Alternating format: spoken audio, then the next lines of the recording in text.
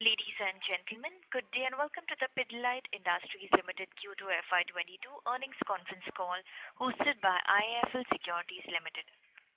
As a reminder, all participant lines will be in the listen-only mode and there will be an opportunity for you to ask questions after the presentation concludes. Should you need assistance during the conference call, please signal an operator by pressing star then zero on your touchtone phone. Please note that this conference is being recorded. I would now like to hand the conference over to Mr. Percy Panthaki from IIFL Securities. Thank you and over to you. Hi, good evening everyone. Thanks for joining in to this call. Pidilite has reported a very strong sales growth as markets have opened up post-COVID. And in this relatively very high cost inflation environment, they have managed their margins also very well. Without further ado, I would like to pass on the call to Mr. Bharat Puri. From the management side, we have Mr. Bharat Puri, Managing Director, and Mr. Pradip Menon, CFO. So they will take you through the result highlights and then we'll open up for Q&A. Over to you, sir. Yeah, many thanks, Percy. Good evening, everybody. This is Pradip here. Strong sales. I'll start with a sort of opening set of commentary from our side and then we can open up for Q&A. Strong sales volume and value growth was recorded as the business witnessed improved consumer demand environment due to accelerated vaccination, reduced COVID infection and increased mobility. Growth was broad-based across consumer and bazaar and B2B segments, as well as urban and rural geographies. Consumer and bazaar reported growth across all categories such as adhesives, construction chemicals, and DIY portfolio. B2B growth led by continued momentum in industrial activities. I'll begin with a summary of the financial performance for the quarter and half year ended 30th September 2021. On consolidated basis, net sales at rupees 2,613 crore for the quarter grew by 41%. Excluding the newly acquired Huntsman subsidiary PAPL, it grew by 33%. This was led by 39.5% growth in C&B segment and 41.2% growth in B2B segment. Gross margins have contracted on account of sharp escalation and volatility in input costs. Material cost as a percentage to net sales is higher by 1,027 basis points versus same quarter last year and 375 basis points versus sequential quarter. Moderated price increases as well as sharp focus on operational efficiency have helped us to maintain EBITDA margins in our historic range. EBITDA before non-operating income at rupees 550 crores grew by 7% for the same quarter last year. EBITDA for the half year ended stood at 907 crores and grew by 56% over the same period last year. On a like-to-like basis, EBITDA in Q2 declined by 2% and grew by 44% for the half year. Profit before tax and exceptional items at rupees 492 crores grew by 3% over the same quarter last year. PBT for the half year ended stood at 781 crores and grew by 53% over the same period last year. Moving on to standalone financial performance. Standalone net sales at 2,200 crores grew by 36% over the same quarter last year with underlying sales volume and mix growth of 25%. This was driven by a 25% sales volume mix in consumer and bazaar segment and over 20% growth in sales and volume mix of B2B. Our key raw material, vinyl acetate monomers, procurement rates have increased over the month from $930 in previous year fiscal to $2,000 per metric ton in April. Temporary softening in VAM procurement rates were observed between July to August 21 with a price range between $1,600 to $1,750, still much higher than our previous fiscal year. Current rates are at increased levels of $2,300 to $2,400 per metric ton. Quarter 2 VAM consumption rates were at $2,071 dollars per metric ton, as against quarter 2 21, which is 2021, that is last year, of $840 per metric ton, and quarter 1 22, which is the previous quarter, which was $1,610 per metric ton. Material cost as a percentage to net sales for the quarter is higher by 1,102 basis points over the same quarter last year and 372 basis points versus sequential quarter. EBITDA before non-operating income at 479 crores grew by 1% over the same quarter last year. EBITDA for the half year stood at 787 crores and grew by 38% over the same period last year. PBT at 442 crores declined by 3% over the same quarter last year, and again for the half year it was 797 crores, grew by 50% over the last year. About subsidiary performance, overseas subsidiaries modest revenue growth in Asia on the back of lockdown restrictions in many countries. Margins impacted on account of input cost inflation. And America's revenue declined on a higher previous year base. During the previous year, sales were higher on account of pent-up demand as well as benefits passed by the governments to consumers during COVID. Domestic subsidiaries in consumer and bazaar business returned to double-digit growth led by higher sales in premium products. Subsidiaries in B2B business have improved sequentially on account of recovery in real estate and construction-related activities. However, margin recovery will take longer due to unabated commodity inflation. Pidilite Adhesives Private Limited achieved sales of 135.5 crores for the quarter with EBITDA margins of 34.9%. Compared to previous quarter, margins have improved by 3.9% on account of price increases to mitigate persistent steep inflation in input costs. We have also started selling, distributing Araldite in rural areas using the benefit of wide Pidilite distribution network.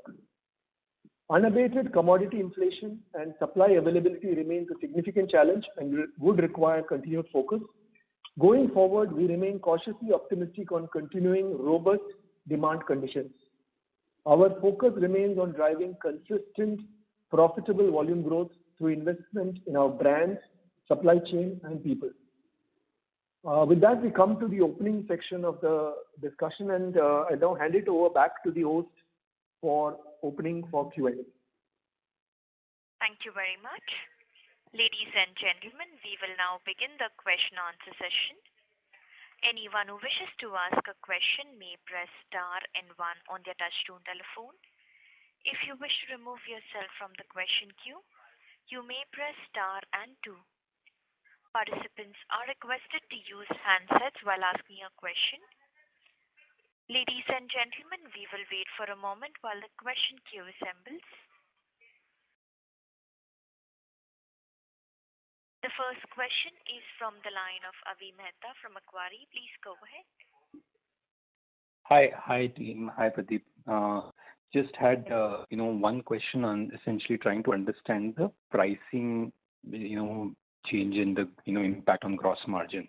You highlighted that VAM has increased further from 2Q, but I would assume that the 10% realization growth that we are witnessing, some of it will continue to flow through. So could you help us understand how to look at gross margins as we go forward and whether we need any further price increases? Thank you. Yeah. Bharat, you want me to answer? Or Go ahead, Pradeep. Yeah, go ahead. Yeah. So I think, as we've said in earlier calls as well, Avi, that, what we are seeing is really an unprecedented situation. The prices are, it's not just 20, 30%, it's like 2.5 times last year's prices. So obviously, in terms of pricing action, we have to take calibrated price increases and in a sensible manner so that demand doesn't get impacted. So we have continued to do that over the last almost, I would say, 8 to 9 months. And what you're seeing in the current quarter is the result of those actions. We have also been very obviously cautious on the way we manage our costs. And the fact that, we have a momentum on demand is also helping in overall managing the EBITDA margins. As you also know that our intent is to manage the overall margins in a range of 20 to 24%, and therefore whatever action is required to ensure, which is required to be sort of to make sure that that range is maintained will be done. What we have done in the first half of this fiscal is broadly cover about 70% of the inflation through pricing, and as we see the further increases coming, I mean, it is not just VAM, I mean, we just highlighted VAM as an example, but we have got, input cost increases across a range of raw materials. We are also seeing significant increase in freight. All of these will need to be factored in while doing the pricing. We just briefly talked about, the recently acquired subsidiary PAPL, where again there is a huge amount of inflation coming through on account of epoxy.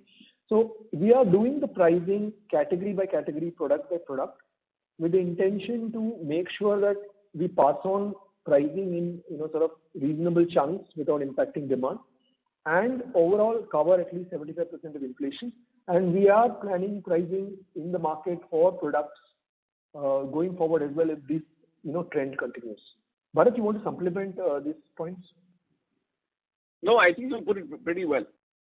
The basic stance, we will be conservative on pricing. We will take a hard look, pass off only 70-75% and wait, manage margin actively, because we believe that, passing on all price is also a dampener of demand. Okay. So the way I should kind of look at it is, the focus would be on sustaining the demand rather than on, and meeting the margin in the 20 to 24% range, more at the lower end. Is that a fair understanding? Yes, in the current situation, yes. It depends on how prices moderate, because it is also our belief that a large part of this is due to supply chain disruptions and not due to intrinsic demand having shot up. So we do believe it may take 3, 6 or 9 months before everything evens out. But we do, at least in the current circumstances, presume that there is more than adequate capacity, and therefore these kind of rates will only sustain if a lot of this capacity was to go off permanently. Okay. So, and you said about 3 to 6 months. Is that the expectation? Sorry, that's the only bit on input inflation coming off, right? Yes. Okay. Thanks a lot. I would say more 6 rather than 3. More 6. Okay, sir. Okay, I'll come back in the queue for remaining questions. Thank you very much, sir. Thanks a lot. Thank Welcome. you. A reminder to the participants, if you wish to ask a question, please press star, then 1 on your touchtone telephone. I'd like to remind all participants, if you have a question, please press star, then 1 on your touchtone telephone. The next question is from the line of Avnish Roy from Edelweiss. Please go ahead. Yeah, thanks, and congrats on very good set of numbers. So my first question is on PAPL. When I compare a normal quarter, Q4 to Q2, the sales has increased from 109 crores to 135 crores, which is a good growth. Want to understand, is this largely price-led? You also mentioned good scale-up and rural areas you have expanded. So how is the current scale-up? If I say total opportunity, say 100, where are we in terms of reaching out to more distribution, more rural area? And second, when I see the margins, it's fairly stable in the PAPL. It's broadly 34% margin, so fairly stable. So will it be fair to say that here clearly pricing power is much higher, and so it's basically cross-subsidizing some of the other segments? See, absolutely not cross-subsidizing any of the segments.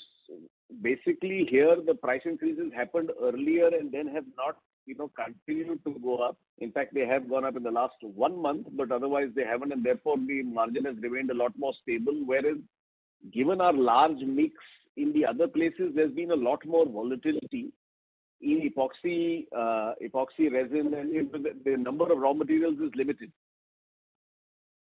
Having said that, I would say the pricing power is probably the same between, therefore, our strong brands in the core Pidilite business or Araldite.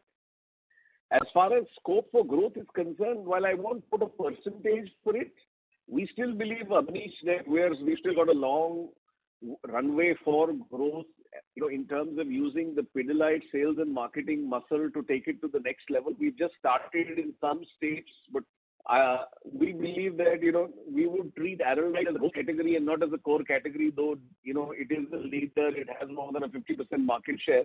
The kind of growth rates we would want from it and push from it will be more what we look at from growth categories rather than from core categories.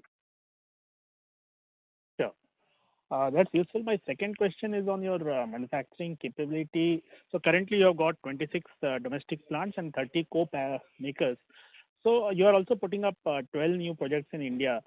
If I compare your capacity expansion past few years versus say Asian Paint has been a bit more aggressive in terms of creating new capacity, maybe because of tax benefits, etc. Is there any change in your thought process next 3-5 years create more capacity upfront? Because your demand clearly is good. We are seeing real estate recovery. So if you could discuss in terms of capacity augmentation, what is the plan next 3-5 years? In the past, you have said 4 to 6% of sales in capex. Any change to that number? See, again, my advice to you, Abneesh, would be don't look at Asian Paints as a one-to-one, because all said and done, Asian Paints is 90% paints. In our case, we are across, at least a minimum of 25 verticals, each of which is a distinct product line with distinct production facilities. And therefore, the capex per ton and the way each looks at it, because I'm familiar with that, is very different. I would say from a capacity perspective, our utilization of capacity vis-a-vis Asian Paints will be plus minus 5. It's not that, we are at 90% capacity and they're at 60. We're at similar level. We have drawn up our plans for the next 5 years, which is why we have all this plant expansion, and you will see some more. Our capex, again, as I said, as we are going forward and growth improvement may go from 4 to 6%, but we don't see it substantially increasing. Sure. My last question. So if I see your gross margin pressure 1,000 bits, so whenever we see such a sharp inflation in raw material in consumption, we see local and unorganized players lose market share. So if you could discuss across different segments, how much is the opportunity? Do you see good gains here happening? And have they also taken similar price hikes? Because for them, it becomes very difficult to manage the working capital and limited pricing power. See, there is no doubt about the fact that we are gaining market share in situations like this. This is for two reasons. One is obviously our ability to manage supplies and manage prices is, from a leverage point of view, far higher than theirs. And therefore, in a lot of cases, they tend to struggle and they will always have to follow our price. Rather, they can't precede our price. And therefore, I would definitely believe that over actually the whole COVID period, we have consistently kept gaining share. Very difficult to put it in percentage points, but I would say that at an overall level, we would have gained market share in most of our core segments and in our growth categories, largely from the unorganized small regional players. Okay, that's very helpful. That's all from me. Thanks a lot. All the best. Welcome. Thanks, Abneesh. Thank you. A reminder to the participants, if you wish to ask a question, please press star then 1 on your touchtone telephone. The next question is from the line of Krishna Sambamoorthy from Motilal Oswal AMC. Please go ahead. Hi, Krishna. This is Krishna from Motilal Oswal Institutional Equities. Hi, Bharat. Hi, Pradeep. Congratulations on a great set of numbers. Bharat, my question is on the pioneer categories. We understand from various companies that scale up in the newer businesses has been affected by the volatile environment. Could you just highlight the progress on brands like CP, on ROF, 10X, and Grupo Puma? Anything that has scaled up satisfactorily and where have you lagged? Thanks, Krishna. Good to hear from you. I think that's a good question. See, there are two things. Actually, from a market perspective, the scale up on a ROF, the B2B business. So I'll first separate the two.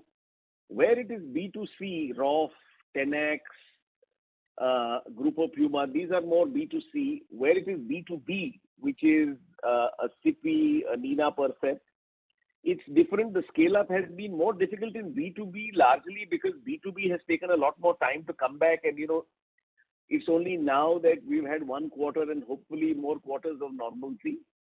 What is, however, got impacted in some of the pioneer categories like ROF or like Litokol actually is your capital plan, because of all of the delays around, first COVID, then shipping, etc. A lot of our projects are running, 3 to 4 months late because of factors completely outside our control. But from a sales perspective, we're still continuing the scale up. And, for example, if you look at Litokol, we've now tested across 2 large markets, established a success model. We've now got permission for our plant. The plant construction has started. So it's got a little delayed as a result of COVID. From a sales perspective,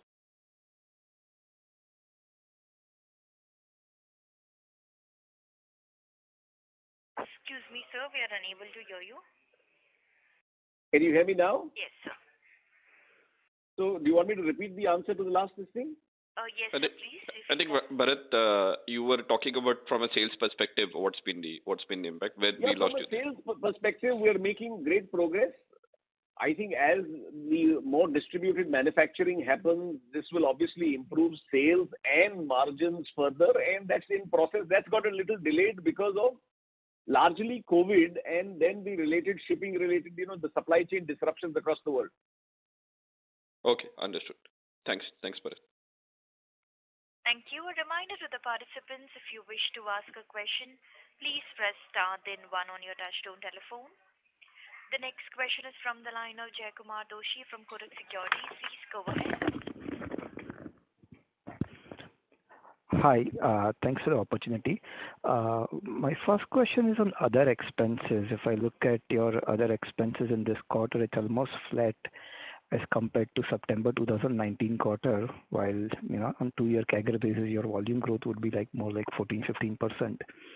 And there is Araldite acquisition also that you have done. So want to understand what are the steps you have taken, and other than A&P cuts, which is understandable, that you've taken, and what should we think as a normalized run rate of other expenses? Yeah. Sure. Pradeep, you want to? Yeah. I'll try and answer that. Bharat, you please supplement. So see, when you look at other expenses, there are some components which actually vary with volume. For example, certain expenses such as power, fuel, that there is a variation with the production and the volumes that you operate in. But then there are certain other expenses like travel, certain fixed costs where things don't necessarily vary with the kind of volumes that you're talking about.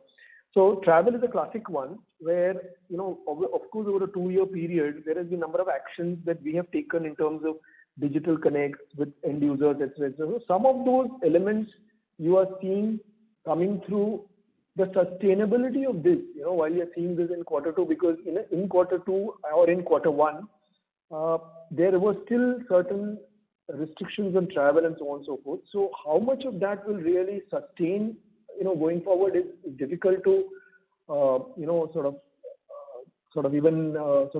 even gather or even try to model.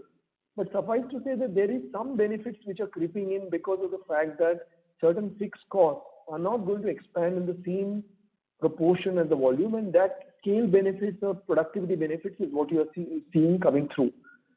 Again, very difficult to sort of model, some of these things. Understood. And would you be able to kind of give us some color in terms of what are your savings in terms of A&P spends, or where it was as a percentage of sales? Normally it's in 3 to 4% range. What is the kind of? Yeah. So typically we operate in that range. It varies by, in one quarter versus another. So, suffice to say that as far as this quarter is concerned, we have operated at a range, or in terms of absolute spend, at a spend higher than last year in terms of growth. Maybe in similar lines as top line, we have invested behind our A&SP, but as a percentage of revenue, it has not really moved significantly higher. So that we will decide depending on how the various inflationary situation comes. So to answer your question, ANSPs grown in proportion to sales versus last year, but in terms of the percentage of revenue, not a significant movement versus last year, up.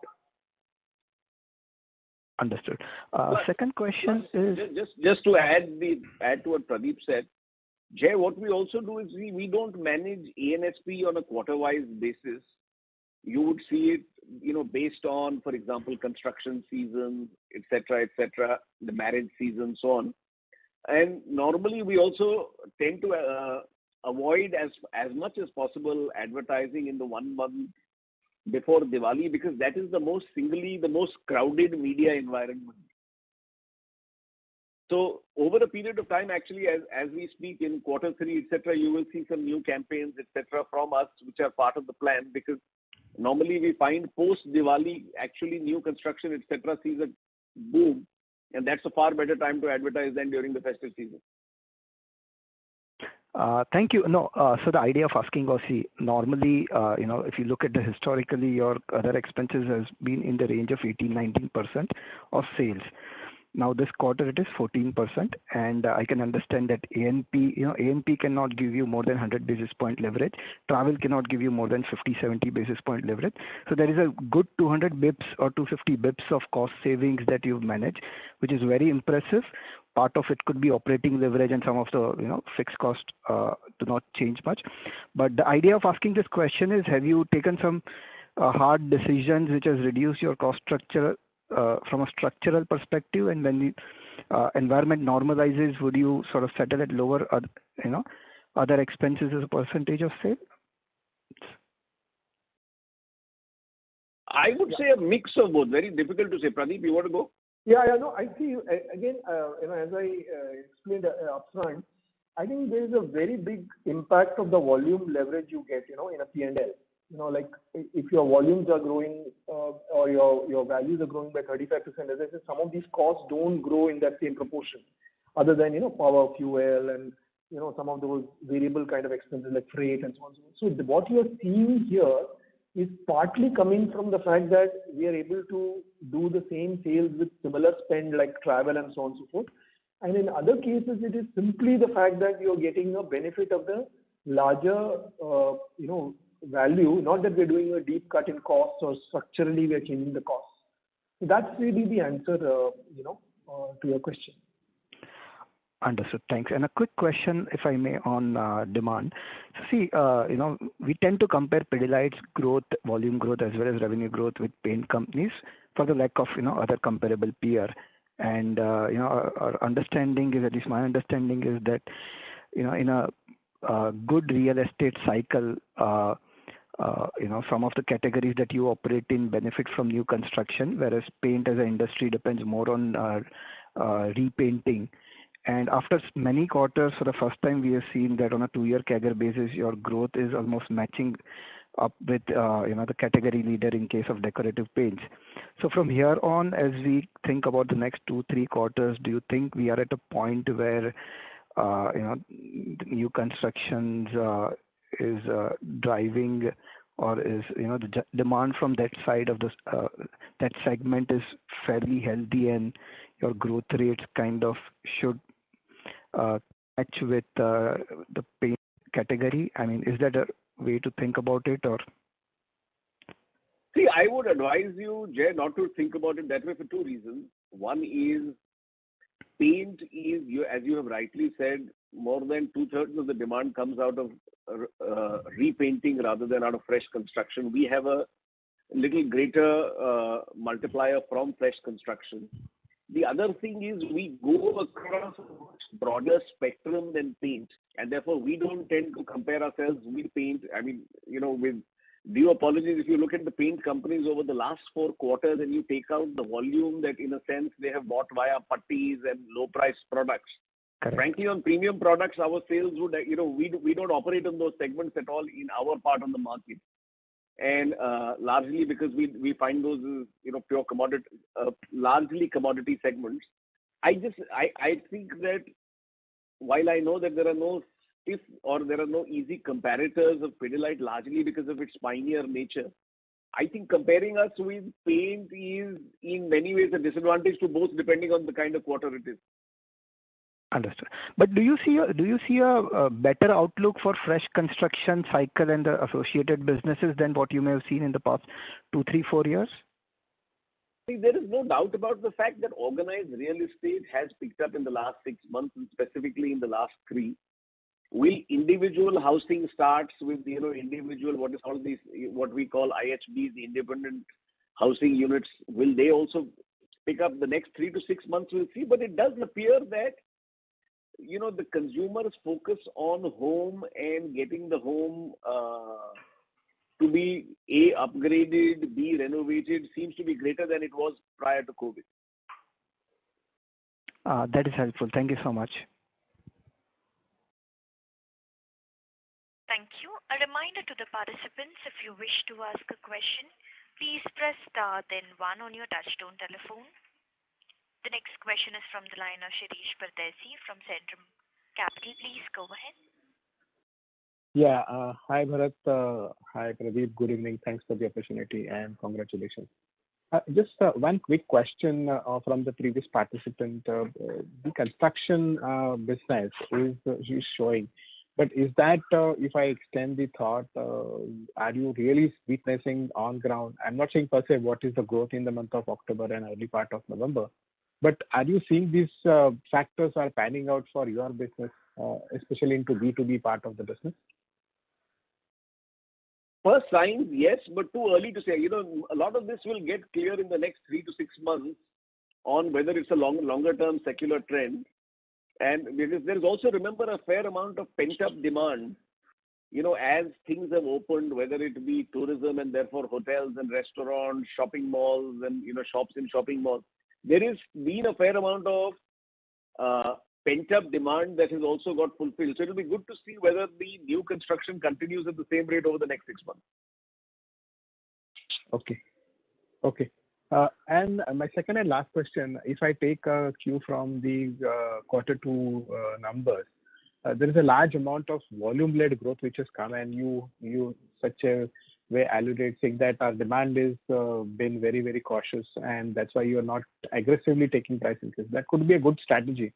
But is that understanding is correct that at this point of time, the primary focus of the company is more on the volume-led growth, and then maybe later on, if demand stabilizes, we will take price increase, or whatever price increases has happened is yet to get implemented and seen full effect in the P&L? We have always maintained that our focus is profitable volume-led growth. We want to operate within our margin bands as an organization, but focus strongly on volume growth, because when you're a leader in and we are leaders in pretty much most of the categories we operate in, then the thing that sticks the best is our ability to grow volume aggressively, because that in a sense helps us create categories and gives us greater leverage. I mean, the fact, if you look at this over a longer 10-year period, and you see the improvement in our operating margins, one of the reasons is because the volumes and the leverage we now have is far greater than we had 5 years back and far greater than we had 10 years back. Okay. My last question, Bharat, on the waterproofing and construction chemical business. Although this, what we found from the trade that this is last over 5-6 quarters is growing fast, but would you provide some qualitative comment why such a large growth, higher of 40-50%, which we are witnessing in the industry? Is that purely because of the old construction is coming up for refurbishment, or is it because the new demand which is really driving? See, there are two things happening. One is, traditionally, the quality of construction in India has been poor and there has been little or no waterproofing. The fact even now is, in independent housing, it is only about 4 out of 10 homes that do any form of formal waterproofing. So therefore, and if you look at waterproofing vis-a-vis, for example, paint, vis-a-vis other developing markets, I'm not talking of the US and the UK, but I'm talking of the Thailands and the Brazil. Our waterproofing market is much, much smaller, which is why also you have so many people rushing to get into waterproofing, because everybody believes there is a scope, rightly so. Absolutely. The fact of the matter is that yes, there is a large runway for growth. But whenever you have to create categories, you have to do three things. You have to A, educate the consumer, B, you have to create a brand, and C, you have to provide service. And over the period, whoever does that best is going to continue to win, and hopefully we will continue to do that. I completely agree. Hello. Yeah. Yeah. Thank you, and all the best to you. Thank you so much. Thank you. A reminder to the participants, if you wish to ask a question, please press star then 1 on your touchtone telephone.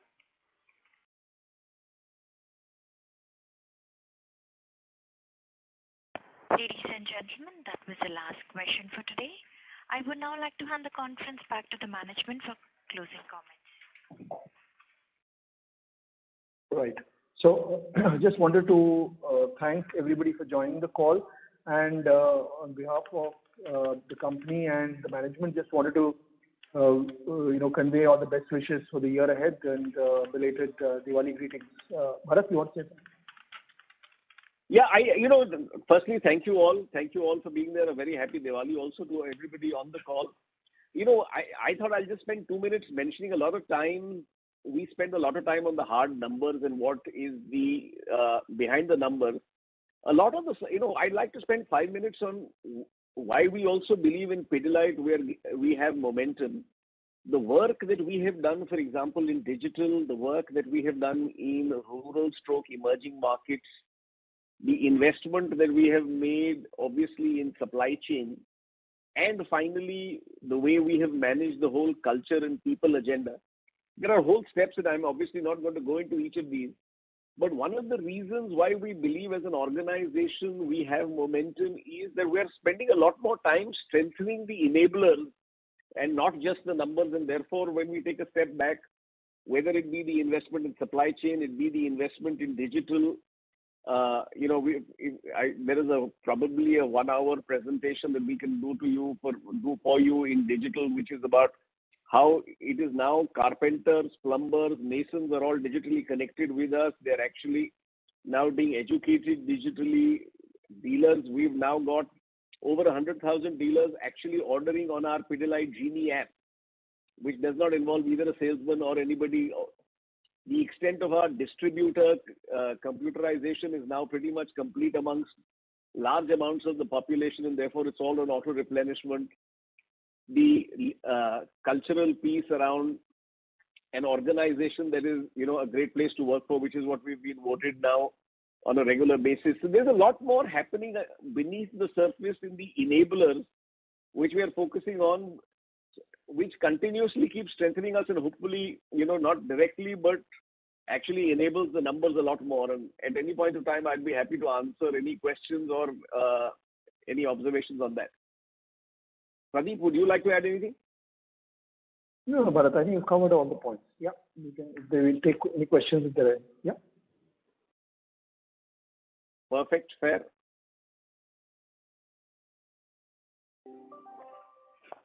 Yeah, Percy here. Am I audible?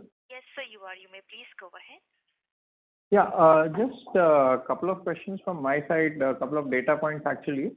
What's the quantum of price increase in Q2 this year versus Q2 last year? Pradeep, you want to go there? Yeah. No, I didn't get that. You're saying this year versus last year, is it? Yeah, over the last 12 months. Q2 versus what is the price increase? Yeah. So that's it's a bit of a sort of a difficult question to answer because, it varies by category and by product. So suffice to say, as we said that, broadly we are covering up 70% of the inflation with the pricing that you're seeing. That's really it varies, and we have been taking pricing. Some of the B2B categories, for example, the pricing has been almost 100% of the inflation. Whereas in the case of some of the consumer and bazaar business, it's more a proportion of the pricing. So okay, yeah. What I'm trying to do is just this 40% YOY growth. I just wanted to understand how much of it would be volume. Oh, okay, that way.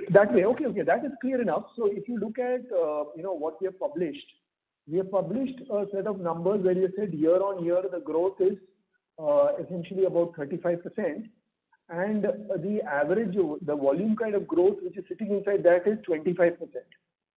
Okay. That is on a standalone. Standalone. I'm talking about standalone. Probably the same proportion would exist on a consolidated basis also. Yeah, probably, yes. Understood. And one more question. I know there was already a question about CapEx, but if you could just give a guidance as to, in terms of rupees crore, how much of CapEx you would be doing in FY22 and FY23? See, last year we spent close to almost 400 crores as a company on CapEx. I think that's a similar set of number that we would expect. Again, as we said all the time, it varies typically between, somewhere between 4 to 6% of revenue. So that's the kind of number you can expect. Okay. And one more, in terms of growth that you witness, and this is not just this quarter, but even, let's say, in normal times, I mean, over the last 5 years or so, how much difference would you have in between your growth in the large towns, let's say the top 20 cities, versus rest of India? Is there a big difference in the growth, or it's almost at the same level? I would say over the last 3 years or so, the growth in the small towns and rural would probably be 1.5 times that of the large towns. And this is just because you are actually penetrating those areas and getting the growth from there, and that's what is driving the growth, right? Penetrating, and more importantly, in our categories, Percy, what you also have to do is educate. We've actually, ever since we created this division called Emerging India, which also has a whole demand generating sales force, when you've done that, automatically, therefore the growth rates have gone up, because we are doing a lot more work with users and consumers now in these towns, which you were not doing earlier. So it is not only distribution penetration, it is also obviously consumer penetration. Right. And how much is the revenue split between these two, like your top 20 towns versus the rest of India? What would be the revenue split currently? I won't go to top 20. I'll say what we define as rural versus the rest of India. Rural India tends to be close to 30. Rural and small town India tends to be 30%. 70% is the rest of India. But it's not 20 towns. It will probably be the top, I presume, 50 or 60 towns. Okay. Understood.